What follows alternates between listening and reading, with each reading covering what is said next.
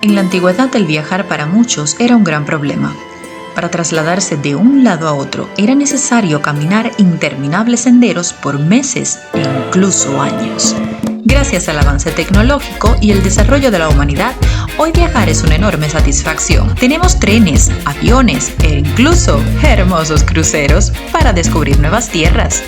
Sin embargo, cuando emprendes una aventura, no lo haces solo, te llevas tu salud con ella. Y es que quien no se ha caído, fracturado o incluso cortado en medio de una excursión. La vida está llena de sorpresas y reveses. Lo importante es siempre estar preparado frente a cada una de ellas. Nuestro objetivo es hacer de tus vacaciones un momento memorable y que no tengas que preocuparte por el qué debo hacer si me corto en medio de mis viajes. ¿Me vacuno? ¿No me vacuno? ¿Y si no me vacuno, qué pasará después? Todas estas interrogantes responderemos hoy en Esquina Médica. Conocerás de qué se trata el tétano, cuál es la forma por la cual puedes adquirirlo en medio de tus vacaciones, cuáles son los síntomas y aún mejor conoceremos cuál es la manera para que jamás puedas adquirir esta infección y además qué debemos hacer si desafortunadamente te has puesto en contacto con esta bacteria. Entonces, comencemos.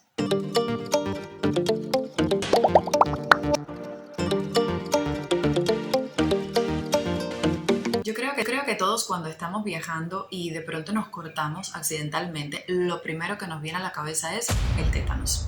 Voy a tener tétano, me va a caer el tétanos aquí mismo. Pero ¿realmente sabemos qué es el tétano? ¿De qué se trata? Bueno, ya se los cuento yo. El tétanos es una enfermedad que va a ser infecciosa. ¿Por qué? Porque es producida por una bacteria que se va a llamar Clostridium tetani. Así como habrán personas que se llamen María y otro José, pues hay bacterias que se llaman Clostridium tetani y que tienen la característica de ser muy resistente, además de ser una bacteria muy inteligente y letal para el organismo. Imagínense que el Clostridium tetani tiene la capacidad de moverse, es móvil, no necesita el oxígeno para desarrollarse y lo mejor y más importante, tiene la capacidad de formar esporas. ¿Y esto qué es? Pues en biología una bacteria que forme esporas significa que se convierte como si fuese en una bolita pequeñita y se va a quedar así por años. Incluso en el Clostridium tetani puede estar en esta forma de esporas por 40 años, esperando a encontrar las condiciones adecuadas para entonces germinar y producir la infección en un ser humano. Imagínense que vamos a suponer yo nazco el día de hoy y desafortunadamente ha habido una espora de Clostridium tetani en el patio de mi casa. Bueno, pues yo hago la primaria, la secundaria, el preuniversitario, voy a la universidad, me hago médico, salgo por el mundo a ayudar a personas de 3 de los 5 continentes, me caso, tengo hijos y cuando regreso a mi país todavía está ahí la espora esperando a producir la infección en alguna persona. Ya por ahí pueden tener una idea de la resistencia y lo tan fuerte que puede ser esta espora del Clostridium tetani. Entonces, ¿cómo yo puedo adquirir esta espora? Mira, ella se va a encontrar por lo general en los suelos. O sea que si tú te vas de viaje a un país del Caribe o te vas a África, la probabilidad de que adquieras la infección por el Clostridium pues es alta por el clima. Ya sabemos que tierra hay en el mundo entero, por eso es que el Clostridium tetani tiene una distribución mundial. Sin embargo, habrán regiones en el mundo donde sea más frecuente infectarse que en otras y África, América son unas de estas áreas. Ahora, además del suelo lo puedes encontrar también en los animales, en la boca de los animales como el perro, el gato, el caballo y también en las heces fecales, porque el Clostridium tetani puede encontrarse también en la región del colon de animales e incluso hay un 10% de la población de las personas como usted y como yo que también tienen el Clostridium tetani en sus intestinos. Entonces, si ya conocemos dónde está, ahora, ¿de qué manera puede el Clostridium tetani entrar a mi organismo y producirme esta enfermedad que se llama tétanos? Bueno, pues mira, todo está en que tengas una puerta de entrada, en que te cortes desafortunadamente o en que hayas estado, no sé, haciendo mountain bike en Italia y de pronto te caíste, te raspaste aquí la piel y bueno, pues da la casualidad que en esa porción de tierra donde has tenido contacto había una espora. La espora entra inmediatamente a tu piel. ¿Y qué hará la espora? Bueno, si la espora encuentra situaciones favorables para desarrollarse, ella germinará. Si no encuentra situaciones favorables para desarrollarse, pues entonces se quedará allí. ¿Cuáles son las situaciones favorables para que esa espora germine y se convierta en un bacilo maduro? Bueno, pues tejido desvitalizado, O sea, que el tejido esté muy dañado, que esté muerto. Por eso es que las heridas, cuando pasan ya cierto tiempo, tienen más probabilidad de que, bueno, pues allí produzca un Clostridium tetani en su forma adulta y se desencadene la enfermedad. Entonces vamos a suponer que desafortunadamente eres uno de esos pacientes que se ha cortado con un cuchillo, con una tijera, tiene un cuerpo extraño dentro y que desafortunadamente está infectado por el Clostridium tetani. ¿Qué va a hacer la espora? Germinar. Va a dar lugar ya al bacilo maduro y este bacilo maduro es muy malo en realidad. ¿Para que les voy a decir una cosa por otra? Va a producir dos toxinas. Una de ellas se llama la tétano-lisina y es que las palabras nos van a ayudar mucho a entender lo que hace la tétano-lisina. Esta toxina, que es como un mensajero que él manda para que haga funciones, se va a encargar de producir la lisis. En medicina todo lo que es lisis significa destruir. La tétano-lisina es una enzima que va a destruir el tejido que se encuentra bueno. O sea, tú te heriste y la espora está aquí, pero es que alrededor va a haber piel que va a estar buena, que va a estar íntegra. Bueno, esa tetanolicina va a ir a esa piel que está buena y la va a tratar de destruir. ¿Para qué? Porque es que ella necesita de tejido que esté malo, que no tenga oxígeno, tejido que esté muerto, tejido que esté infectado, para ella lograr propagarse, diseminarse y producir más infección, para agarrar espacio alrededor de este foco de infección. Pero es que este bacilo maduro solamente no va a producir la tétanolisina, también produce otra toxina que se llama la tétanoespasmina. Y una vez más las palabras nos vuelven a ayudar. Tétanoespasmina quiere decir que esta enfermedad del tétanos va a producir espasmos musculares, que al final es el síntoma fundamental que caracteriza a esta enfermedad. La tétanoespasmina como toxina va a ir directamente a las estructuras nerviosas, va a ir a unas neuronas que se encargan de decirle a tu músculo todo el tiempo: oye, tienes que contraerte. Vamos a suponer que yo ahora estoy hablando aquí con ustedes y para que yo pueda hablar, todos mis músculos de alrededor de la boca y otros músculos más en mi cara tienen que contraerse para que yo pueda articular la palabra. De otra forma no pudiese hablar. Bueno, resulta que estas neuronas, que se llaman así motoneuronas, neuronas motoras, son las que le envían la información a estos músculos de aquí de que, oye, contráete porque ella está hablando y necesita hablar, necesita hacerlo. Perfecto. Esa motoneurona envía la información y yo estoy hablando aquí con ustedes, pero resulta que llega un momento en el que yo paro de hablar porque termino el programa y me callo la boca y no hablo más. En este caso, la motoneurona enviará la información de: oye, mira, se acabó la actividad, ya no se contraigan más, ya ella no va a hablar más. Y las sustancias que hacen posible que esta motoneurona envíe esa señal de que se acabó la contracción se llaman GABA y se llaman glicina. ¿Qué hace entonces la tetanoespasmina? Bueno, la tetanoespasmina evita que tanto el GABA como la lisina se produzcan en el organismo. O sea que el mecanismo por el cual yo voy a terminar mi contracción muscular no va a suceder porque la tetanoespasmina lo va a bloquear. ¿Cuál es la consecuencia final? Pues que mis músculos van a estar contraídos, contraídos, contraídos, contraídos sin parar. O sea, es un espasmo prolongado que no va a encontrar fin porque no tiene mecanismo que lo detenga, que termine ese espasmo muscular. Por eso es que verás que las personas que tienen tétano hacen este tipo de manifestaciones. Ellos, cuando le inoculan la espora, inmediatamente no desarrollan la enfermedad. La enfermedad, verás que si, por ejemplo, te cortas cerca del sistema nervioso central del cerebro o cerca de la médula espinal, el periodo de incubación va a ser más corto y tendrás un peor pronóstico.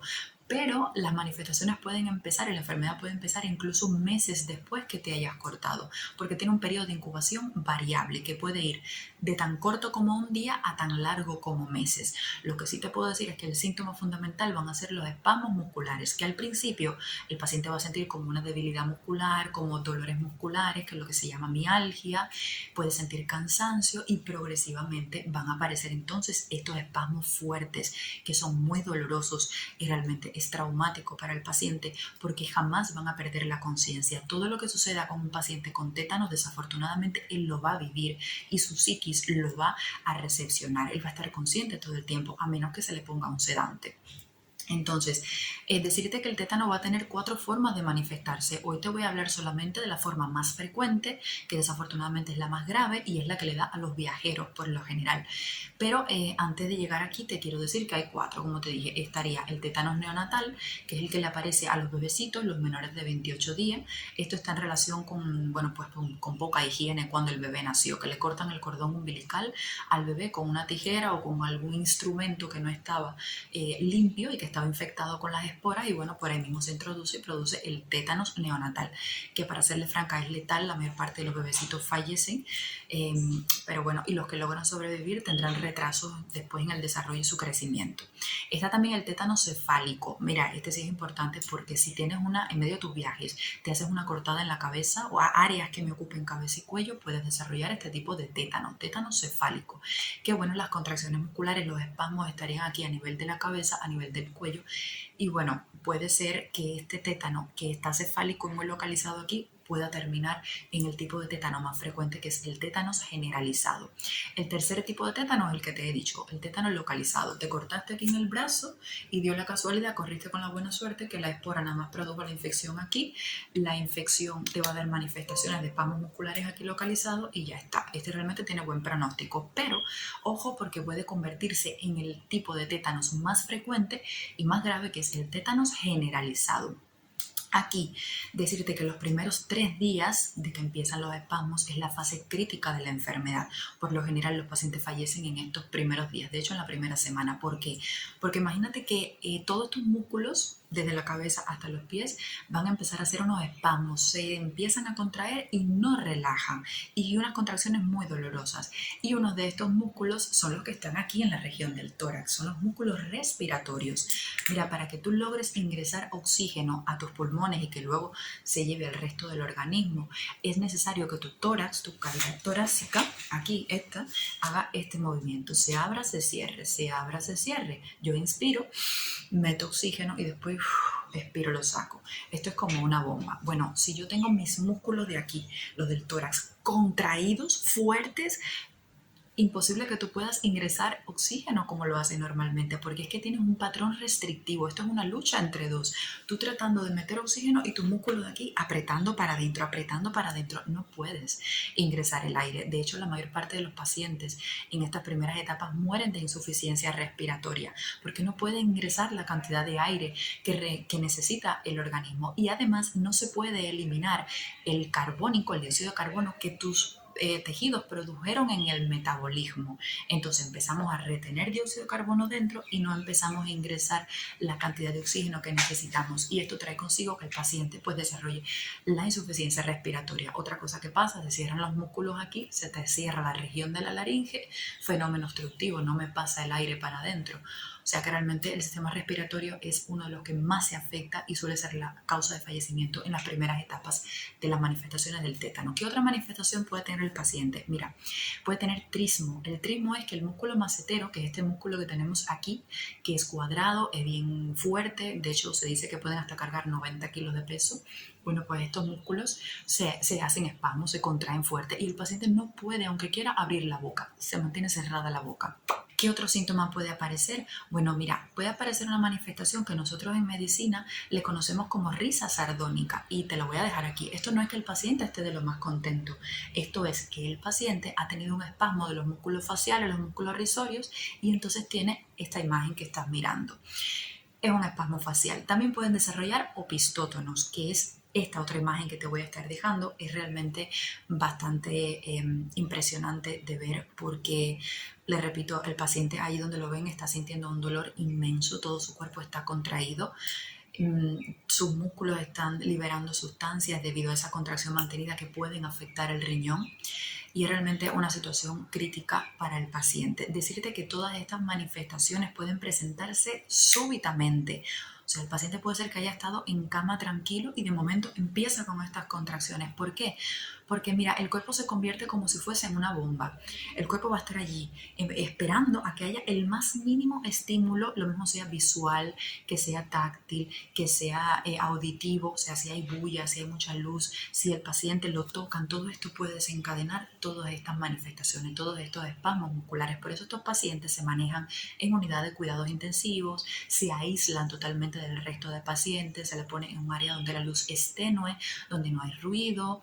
Las personas que entran aquí deben hacerlo, bueno, los médicos saben cómo tratar este tipo de pacientes para evitar que cosas que se desencadenen. De hecho, el trismo, nada más que de estimular al paciente con este dispositivo que les voy a mostrar, que es lo que nosotros utilizamos para deprimir la lengua y observar las amígdalas en los pacientes que tienen faringoamigdalitis. Bueno, si con esto yo me pongo a estimularle el reflejo nauseoso a un paciente, le desencadeno el trismo y puede comenzar con las contracciones. Ya por ahí se imagina la susceptibilidad sensorial que desarrolla el paciente que tiene tétanos.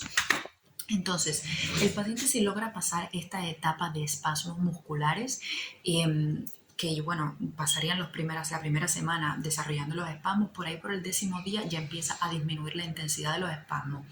Y entonces el problema que viene después de este 10º día, y por lo que los pacientes fallecen entonces, es por una disautonomía.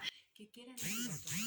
Nuestro cuerpo completo, él tiene dos formas de regularse. Una forma que es voluntaria, la que yo le indico a mi cuerpo, y una forma que es involuntaria, que esta, aunque nosotros estemos conscientes o no, él se sigue autorregulando. Esta es la forma por la cual nosotros permanecemos con vida cuando estamos durmiendo. Cuando usted duerme, usted queda inconsciente. Si nosotros nada más tuviéramos un mecanismo de regulación consciente, el que nosotros indicamos, pues moriríamos porque estamos inconscientes en ese momento. Sin embargo, el sistema nervioso autónomo se encarga de mantener todas tus funciones. Es como el piloto automático que tiene un avión. Bueno, en estos pacientes que tienen tétano, el piloto automático empieza a funcionar mal.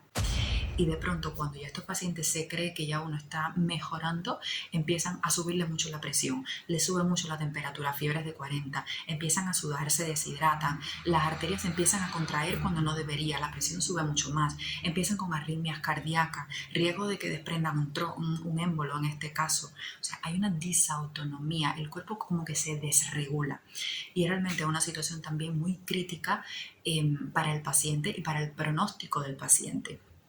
Ahora, ¿cómo yo diagnosticaría esta enfermedad? ¿Cómo yo sé que tienes tétano? Mira, la única forma de diagnosticar un tétano es por el cuadro clínico. Es que tú vengas a consulta con el antecedente de que estuviste de viaje, de que te cortaste y que después desarrollaste las manifestaciones clínicas. Por tanto, en el diagnóstico no tenemos mucho que hacer. Aquí lo que sí nosotros debemos hacer es evitar que aparezca el tétanos. Y entonces, ¿cómo podemos nosotros evitarlo? Mira, el factor de riesgo más importante para que se desarrolle esta condición es no estar vacunados. Por eso mi objetivo hoy es decirle a todos ustedes que antes de que preparen la maleta para irse de viaje a Inglaterra, Francia, países del Caribe, lo primero que tienen que buscar es su carnet de vacunación, no solo para el tétano, sino para muchas otras enfermedades que van a encontrarse en los países a donde ustedes van a viajar. Normalmente en nuestros países nosotros estamos acostumbrados a que hay esto, esto y esto. Cuando uno se va a otro lugar, hay condiciones que nosotros nunca hemos visto y que a lo mejor en nuestro propio país no tenemos la vacuna porque esa enfermedad no afecta a nuestro país y en ese país sí. Entonces a lo mejor no estamos ni vacunados para enfrentar esas enfermedades y quedamos desprovistos de defensa para esas enfermedades que pudiéramos estar teniendo. Por eso es importante que revises siempre tu carnet de vacunación y con el tétano no es la excepción. Entonces, ¿qué hay que saber? Mira, con respecto a la prevención, tú debes recibir la vacuna del tétano al menos 5 veces en tu vida. Este es lo mínimo que cualquier persona debe tener, cualquier adulto debe tener, son 5 dosis de la vacuna antitetánica, que es la DTPA. Entonces, primero, decirte que todos los países no tienen el mismo esquema de vacunación. Te recomiendo revises el de tu país. Te voy a decir lo que hace España y te voy a decir lo que hace Cuba. En España, la vacuna contra el tétano se va a poner a los 2 meses, a los 4 meses y luego se vuelve a poner a los 11 meses. Esta sería la primo vacunación, la primera que te van a poner.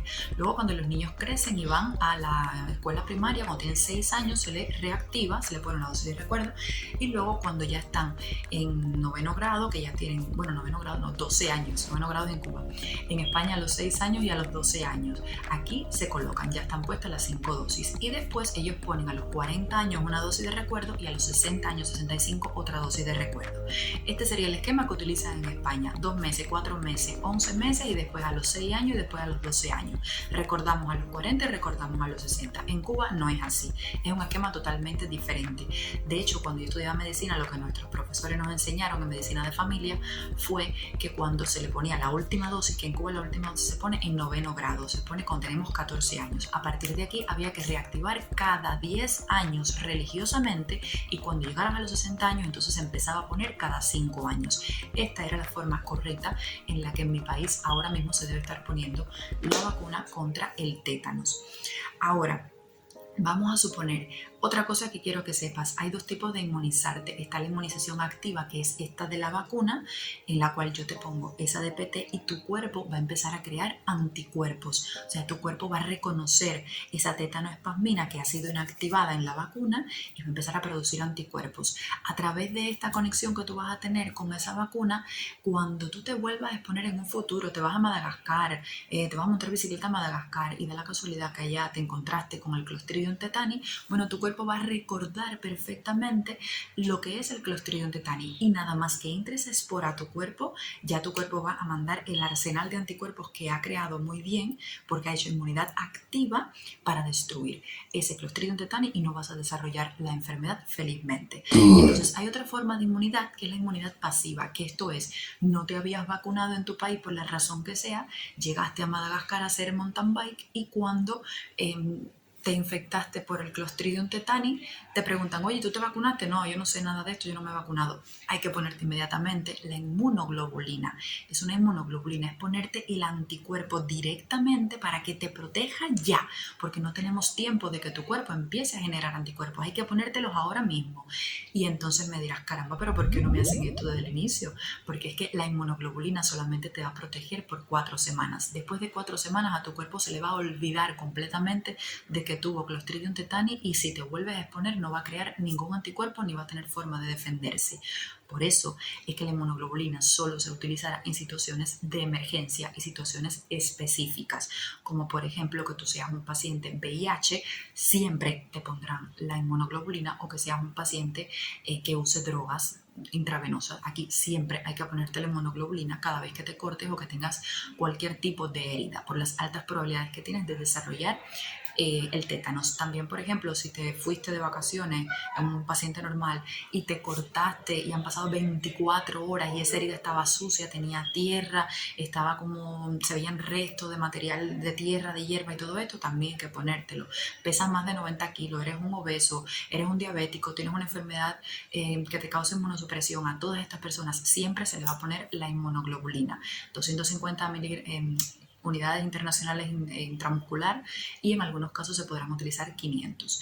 Ahora vamos a hablar del tema de la vacunación. Vamos a suponer que tú eres un paciente que se fue de vacaciones y que no te habías vacunado, tienes menos de 3 dosis puestas y te has cortado y tu herida está ahí. ¿Qué vamos a hacer? Bueno, mira, si tu herida es pequeñita, está limpia, te lo hiciste en tu habitación, te cortaste con, yo no sé, con la máquina de afeitar o con el cuchillo que estabas comiendo una pizza, no sé. Aquí, ¿qué es lo que hay que hacer? Si tienes menos de 3 dosis, bueno, pues entonces en este caso se te pondrá la primera dosis de DPT y más nada. No hay que ponerte inmunoglobulina ni nada porque es una herida que está limpia. Mientras más dosis de vacuna tú tengas puesta, menos habrá que hacer contigo. Y mientras menos vacuna tengas puesta, pues más cosas tendremos que ponerte.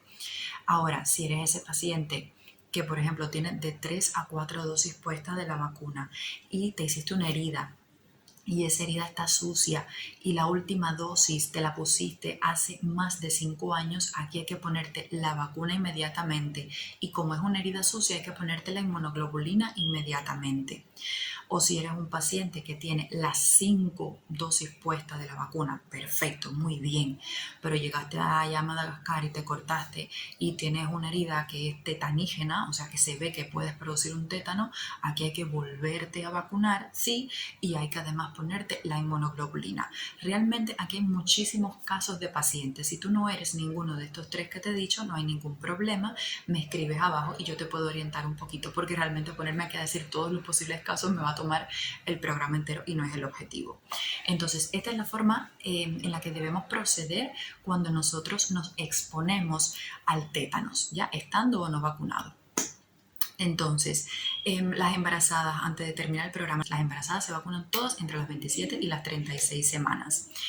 Entonces, ¿qué quiero decirte? Mira, es importante que evites a toda costa el tétano y la forma de evitarlo es estando vacunado. Así que desde hoy mismo trata de ir a tu centro de salud, trata de actualizar tu esquema de vacunación para que prevengas esta enfermedad que definitivamente puede ser letal si nosotros no la diagnosticamos a tiempo, no la evitamos y no la tratamos.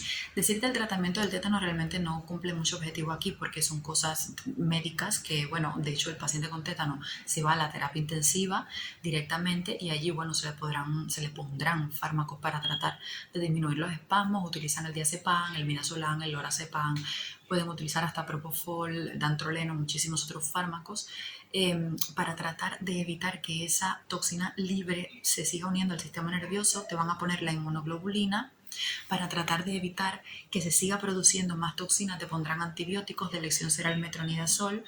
Si eres alérgico al metronidazol, como alternativa podrán utilizar tetraciclinas, macrólidos, otros grupos de medicamentos. Y bueno, también se puede utilizar la penicilina G.